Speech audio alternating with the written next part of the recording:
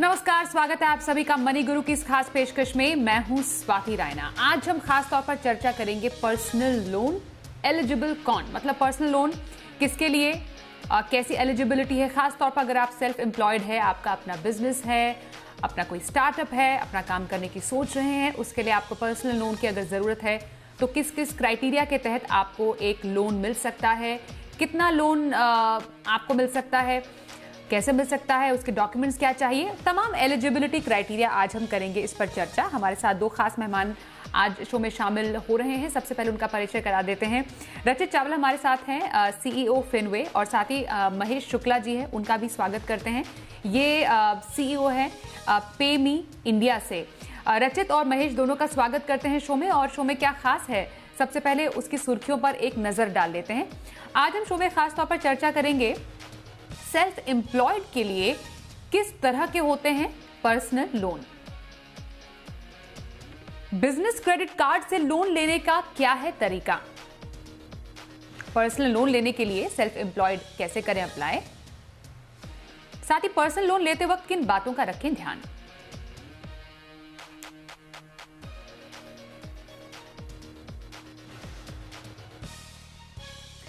तो personal loan जब भी मुसीबत का दौर होता है या फिर ज़रूरत का समय होता है, हम जाते हैं बैंक में या लेंडिंग इंस्टीट्यूशन की तरफ और पर्सनल लोन के लिए हम आवेदन देते हैं। सबसे पहले एक बहुत ही बेसिक समझ के लिए रचित आपसे समझना चाहेंगे, पर्सनल लोन कौन सी कैटेगरी का लोन माना जाता है, काफ़ी पॉपुलर है हालांकि, कहाँ से मिलता है और लगभग कितने तक का पर्सनल लोन कोई भी अवेल कर सकता है। स्वाति जी, पर्सनल लोन वो लोन होता है जो आप पर्सनल यूज के लिए लेते हैं। पर्सनल लोन एक्चुअली मीन करता है कि अनसिक्योर्ड है, यानी आप कोई सिक्योरिटी नहीं दे रहे उस लोन के लिए। नेचर उसकी अनसिक्योर्ड लोन है। आप अपने किसी पर्सनल रीजन की वजह से उस लोन को लेना चाहते हैं। अब वो पर्सनल रीजन बहुत सारे हो सकते हैं। हो सकता है आपको कोई यूटिलिटी बिल अर्जेंटली पे करना है, आप उसके लिए लेना चाहते हैं। हो सकता है कि आपकी कोई इमरजेंसी सिचुएशन आ गई है, उस एक्सपेंस के लिए आप रेस कर रहे हैं। कुछ लोग बिजनेस के लिए भी पर्सनल लोन लेते हैं, जिसे कहते हैं सेल्फ एम्प्लॉयड बिजनेस लोन। वो भी पर्सनल लोन की कैटेगरी में ही आता है, जिसमें आप इन्वेंट्री खरीदना चाहते हैं, इसलिए आप बैंक के पास जाते हैं कि हमें पर्सनल लोन चाहिए, बट बिजनेस पर्सनल लोन चाहिए, जिसको हम बिजनेस लोन भी कहते हैं। उस वजह से भी लिया जाता है। कुछ लोग क्रेडिट कार्ड से स्पेंड करते हैं। मैं उन लोगों को बताना चाहूंगा, वो भी एक तरीके का पर्सनल लोन ही है। उसका टेन्योर 30 डेज का रहता है जनरली। जो आप क्रेडिट कार्ड में देखते हैं कि आपको एक ड्यू डेट दी जाती है, क्रेडिट कार्ड कंपनीज उसको पर्सनल लोन ही मानती है, और उस ड्यू डेट तक आपको वो सारा का सारा लोन वापस करना पड़ता है। तो इस तरीके के, स्वाति जी, काफी सारे पर्सनल लोन की कैटेगरीज होती है। तो पर्सनल लोन क्या है, अनसिक्योर्ड लोन माना जाता है, मतलब कोई कोलैटरल बैंक जो है वो आपसे लेता नहीं है, लेकिन हाँ अच्छी खासी ब्याज दर में पर्सनल लोन की ईएमआई आपको चुकानी पड़ती है। और जैसा रचित ने बहुत ही कैटेगोरिकली बताया कि सेल्फ एम्प्लॉयड के लिए जो पर्सनल लोन खास तौर पर है, मतलब आप में से जो भी दर्शक अपना काम कर रहे हैं वो पर्सनल लोन लेना चाहते हैं बिजनेस के लिए, cosine self employed business loan होता है, क्रेडिट कार्ड लोन होता है, बिजनेस क्रेडिट कार्ड्स भी एक तरीका है पर्सनल लोन लेने का, और paid self employed personal loan भी एक तरीका है। इन तमाम तरीकों पे हम चर्चा करने वाले हैं। महेश, आपके पास आएंगे और ये चर्चा करना जरूरी है कि जिन लोगों का अपना कारोबार है, जो सेल्फ एम्प्लॉयड है खास तौर पर, उनके लिए पर्सनल लोन या फिर बिजनेस लोन, जैसे रचित ने भी बताया, ये भी एक तरीके का पर्सनल लोन ही है। ये कितना आसान होता है, ये हमें मालूम है कि ऑलरेडी अगर मेरा एक काम है तो मेरे पास क्या डॉक्यूमेंट्स है दिखाने के लिए और क्या क्राइटेरिया है, लेकिन जो सेल्फ एम्प्लॉयड है, जिसका पहला ही काम है, उसका कोई पास्ट हिस्ट्री नहीं है, उनके लिए क्या वाकई आसान है लोन लेना, और खासतौर पर बिजनेस लोन? देखिए, फर्स्ट टाइम में लोन लेने में डिफिकल्टी तो जरूर आएगी। तो अगर कोई सेल्फ एम्प्लॉयड है और फर्स्ट टाइम लोन के लिए अप्रोच कर रहा है, तो सबसे ज़्यादा ज़रूरी है कि उसके सारे कागज़ात पूरे हों, सारे डॉक्यूमेंट्स रेडी हों, जिसमें उसके ओनरशिप प्रूफ रेडी हो, जो भी बिज़नेस वो कर रहे हैं, उसका पीएनएल रेडी हो, प्रॉफिट एंड लॉस स्टेटमेंट उसका। थर्ड जो सबसे इम्पोर्टेंट आएगा वो आएगा कि उस इंडिविजुअल का क्रेडिट कितना अच्छा है, क्या उन्होंने पहले कभी बोरोइंग इंडिविजुअल लेवल पे की है या नहीं। तो ये सारी चीजें मैटर करेंगी आपको फर्स्ट टाइम बिजनेस लोन लेने के लिए, सेल्फ एम्प्लॉयड लोन लेने के लिए। ओके, तो काफी चीजें हैं जो क्राइटेरिया के तहत आती है। रचित, ये जो अलग अलग तरीके के जो पर्सनल लोन हैं खासतौर पर सेल्फ एम्प्लॉयड के लिए, उसमें एक तरीका है को signed self employed business loan. ये किस तरीके का पर्सनल लोन है जो कि कोई भी अप्लायर या जो आवेदन करता है वो ले सकता है? को साइन मतलब इसका मतलब हम यही मान सकते हैं कि एक गारंटर होता है जिसकी मौजूदगी में ये पर्सनल लोन दिया जाता है। इसकी बारीकियां जरा थोड़ा सा हमारे दर्शकों को बताएं। जी, जैसे महेश जी ने कहा कि अगर आप बिजनेस की शुरुआत कर रहे हैं तो बहुत डिफिकल्ट हो सकता है आपको बिजनेस लोन मिलना, बट बहुत कुछ डिपेंड करता है आपके क्रेडिट स्कोर पे। तो मैं एक एग्जांपल देता हूँ। आपने एक बिजनेस स्टार्ट करने की सोची, बट इससे पहले आपके पास कोई भी बिजनेस का एक्सपीरियंस नहीं है, ना ही कोई बिजनेस इनकम है, बट आपका क्रेडिट स्कोर बहुत अच्छा है क्योंकि आप क्रेडिट कार्ड यूज कर रहे थे अपनी पर्सनल कैपेसिटी में, जिससे आपका इंटेंट पता चल गया फाइनेंशियल इंस्टीट्यूशन को कि आप एक डिफॉल्टर नहीं है, आप बड़े ढंग से अपना रीपेमेंट करते हैं जो भी लोन आपने लिया है। आपके चांसेस बढ़ जाते हैं कि आपको फाइनेंशियल इंस्टीट्यूशन ट्राई करेगा बिजनेस लोन देने की। बट ज्यादातर हमने ये देखा है उस सिचुएशन में भी फाइनेंशियल इंस्टीट्यूशन कहता है कि आप अपने साथ एक को एप्लीकेंट लाइए जिनके पास पिछले 2 साल का मिनिमम बिजनेस का प्रूफ है, यानी जो क्रेडिबिलिटी है वो को एप्लीकेंट की ले लेते हैं, बट फंड्स आपके अकाउंट में देते हैं और रीपेमेंट भी आप ही से लेते हैं। तो बैंक ये अपने आप को सिक्योर कर रहा है कि क्योंकि आपको एक्सपीरियंस नहीं है बिजनेस चलाने का, कल को अगर नुकसान होता है बिजनेस में, तो जिनके पास ऑलरेडी एक्सपीरियंस है वो को एप्लीकेंट है, वो आपके गारंटर है, हम उनसे रिकवरी करेंगे। तो उसे को साइंड एग्रीमेंट कहा जाता है, जिसमें आप अपने दोस्त, रिश्तेदार, उन सबको को एप्लीकेंट बना सकते हैं, बिकॉज आपको बिजनेस शुरू करने के लिए पैसों की नीड है एंड फाइनेंशियल इंस्टीट्यूशन इतना बड़ा रिस्क अभी नहीं लेना चाहता because of lack of experience.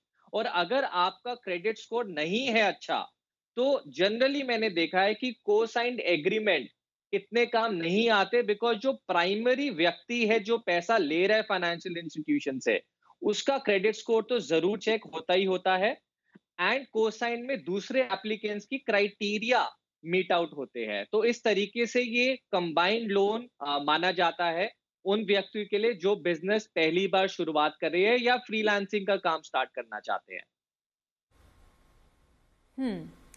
Mahesh, इसी में आपसे मैं इनपुट लेना चाहूंगी। जैसा रचित कह रहे हैं कि आसान हो जाता है पहली बार बिजनेस करने वाले के लिए लोन लेना, अगर वो किसी गारंटर को चूज करता है जो आपका कोई करीबी हो सकता है, जिसकी बेसिकली क्रेडिट हिस्ट्री अच्छी हो।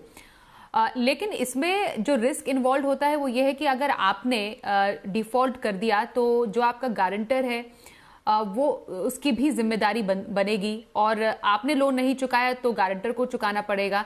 तो एक गारंटर का क्या फायदा है उसमें उसकी ये जिम्मेदारी लेने का, ये समझना जरूरी है। कोई गारंटर क्यों बनना चाहेगा, ये एक बहुत ही आम सवाल है जो अभी लोगों के मन में उठ रहा होगा।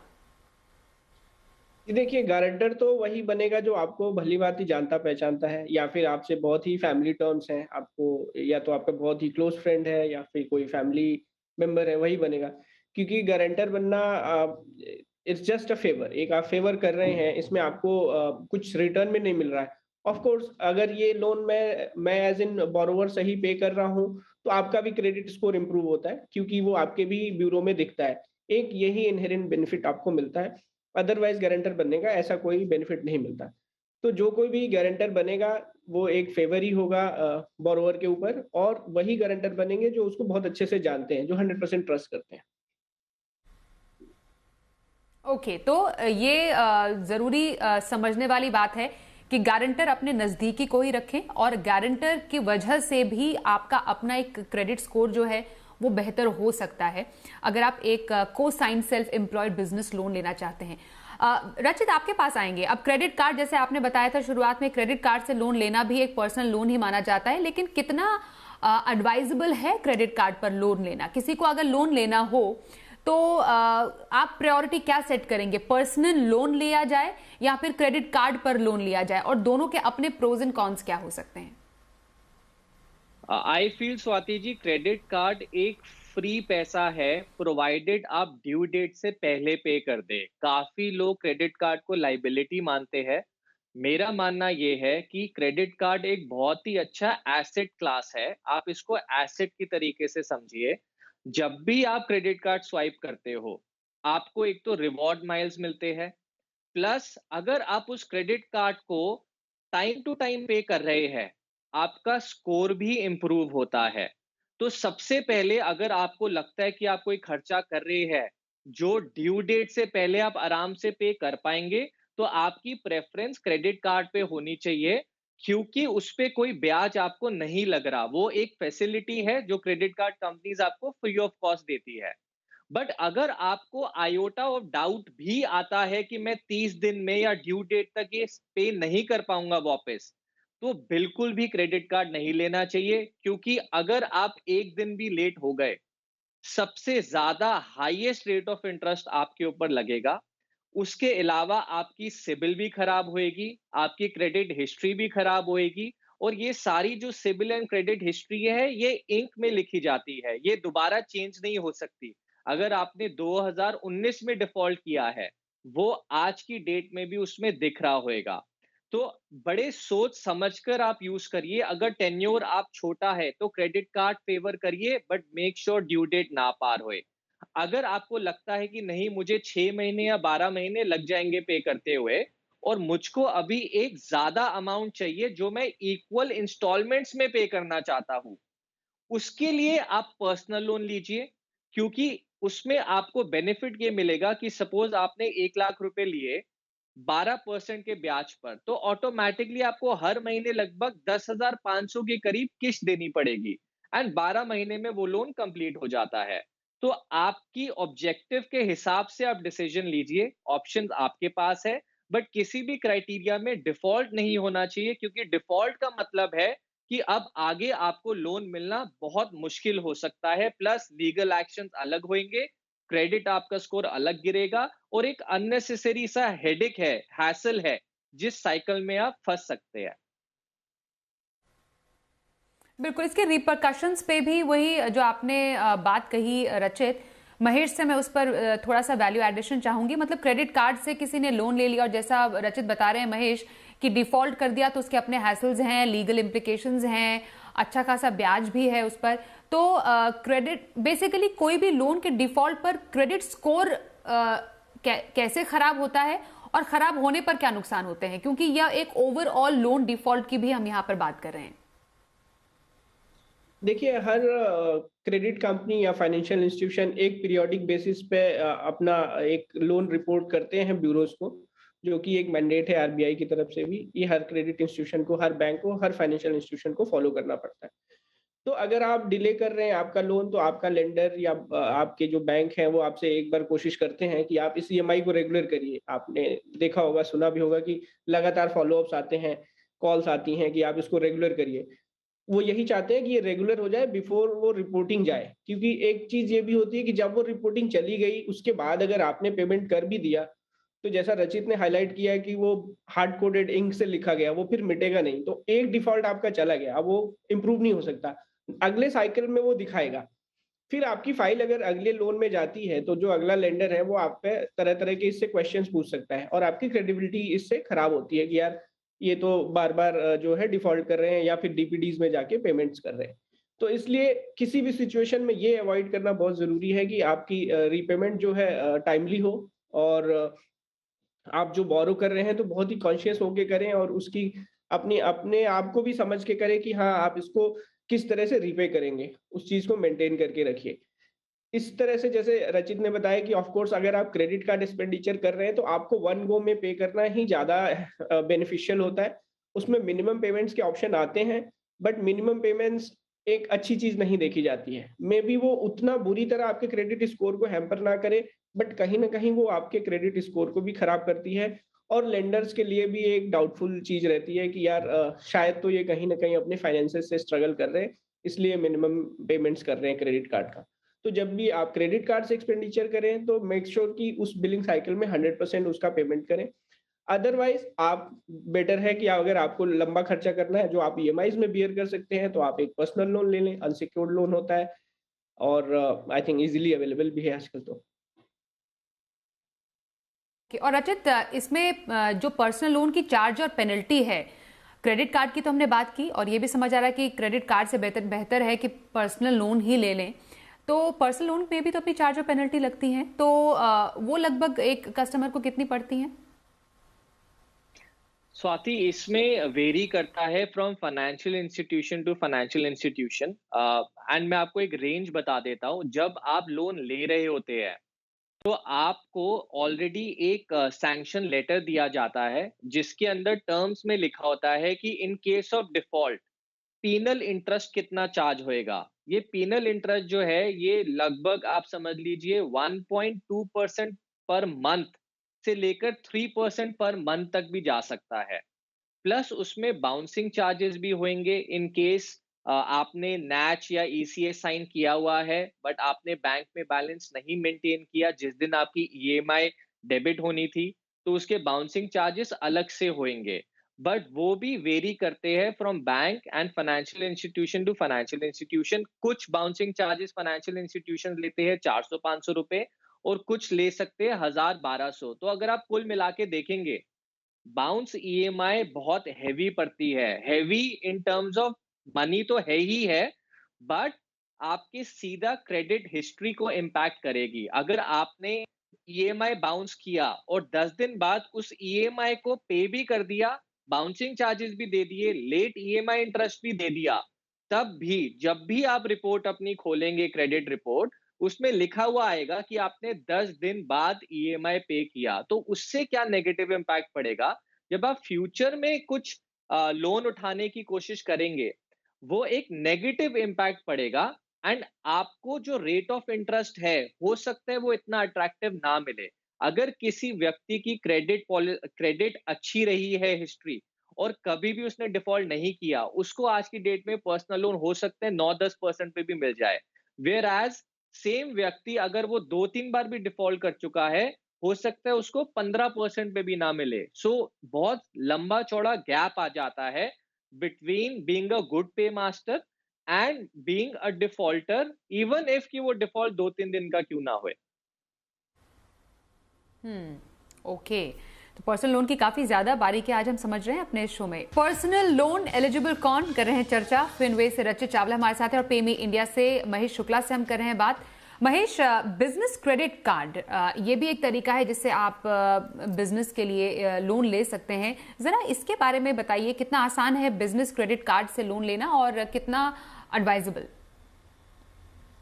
देखिए, बिजनेस क्रेडिट कार्ड अगर आपका एक स्टेबल बिजनेस है और अगर बैंक अप्रूव कर रहा है, इवन अगर वो सिक्योरिटी पे जाके कर रहा है, समटाइम्स क्या होता है कि आपका बिजनेस नया है तो आपको अनसिक्योर्ड क्रेडिट कार्ड नहीं मिलता है। मे बी आपको एक एफडी प्लेस करनी पड़े उसके अगेंस्ट में और वो एफडी प्लेस करके आपको एक क्रेडिट कार्ड मिलता है। तब भी ये एडवाइजेबल है कि आप बिजनेस क्रेडिट कार्ड रखें। इससे फ़ायदे क्या-क्या हैं? बहुत सारे फ़ायदे। फ़ायदे एक ये हैं कि एक तो आपका एक क्रेडिट स्कोर आपकी एंटिटी का जनरेट होने लगता है उस क्रेडिट कार्ड को यूज़ करके, जो कि एक सेपरेट फ़ायदा है। उसके अलावा जो आपके एक्सपेंडिचर्स हैं छोटे-छोटे, वो काफ़ी मैनेज्ड हो जाते हैं। तो आप मंथ एंड पे ये देख पाते हैं कि आपने कहाँ-कहाँ खर्च किया, कहाँ-कहाँ आपकी पेमेंट गई है। आप ट्रैवल कर रहे हैं तो वो हैसल से बच सकते हैं। अगर आपके कोई ऐसे बिज़नेस के पर्सन हैं, आपके पार्टनर हैं जो बहुत ज़्यादा ट्रैवल करते हैं, आप खुद करते हैं, बिज़नेस एक्सपेंडिचर में डालना चाहते हैं, तो उस हैसल को भी आप अवॉइड कर सकते हैं कि आप एक बार गए, आपने खुद एक्सपेंड किया और फिर आके आपने रिइंबर्समेंट फाइल करी। सारे इनवॉइसेस अगर आप उससे जितने मैक्सिमम पे करें, तो आपके जो आइटमाइज़्ड बिल आते हैं, तो रिकंसिलिएशन काफ़ी ईज़ी हो जाता है। इसलिए business credit card always advisable है for a business owner. Okay. और Rachit, paid a self employed loan ये भी एक तरीका है जिससे लोन आप ले सकते हैं। लेकिन ये लोन क्या वाकई आप किसी को लेने की सलाह देंगे? इससे जुड़े हुए क्या कुछ पॉसिबल रिस्क हैं जो हमारे दर्शकों को समझना चाहिए? ये जो लोन है ये बड़ा ही रिस्की लोन है। पेडे लोन का मतलब समझते हैं सबसे पहले। आप बेसिकली एक कंपनी के पास जा रहे हैं जिन्हें आप बोल रहे हैं कि मुझे पैसों की सख्त ज़रूरत है और मैं हर रोज़ डे वाइज़ इसका ब्याज देने के लिए तैयार हूँ। जनरली देखा गया है कि ब्याज बहुत ज़्यादा होता है।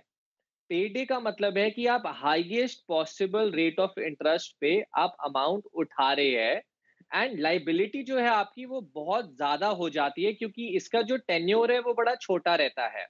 तो सबसे पहले मेरी सलाह नहीं रहेगी पेडे लोन देने की क्योंकि इसका रीजन क्या है, 1% कंपनीज ऑथेंटिक है जो आरबीआई रजिस्टर्ड है और चीप रेट ऑफ इंटरेस्ट पे पेडे लोन दे रही है।